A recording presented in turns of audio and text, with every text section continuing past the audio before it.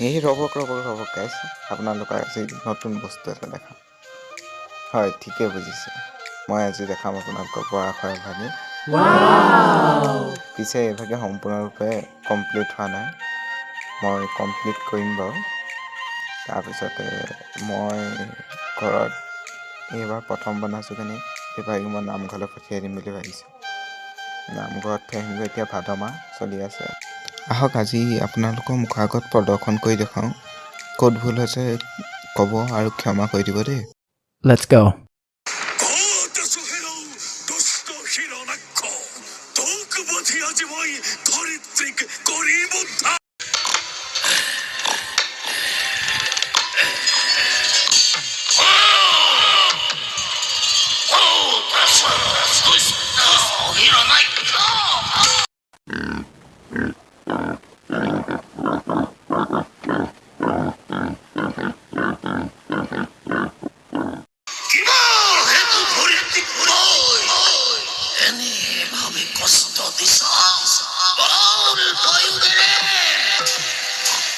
এই মুখাভাগিত চুলিসমূহ লগাবলৈ বাকী আছে, অলপ কালাৰ কৰিবলৈ বাকী আছে।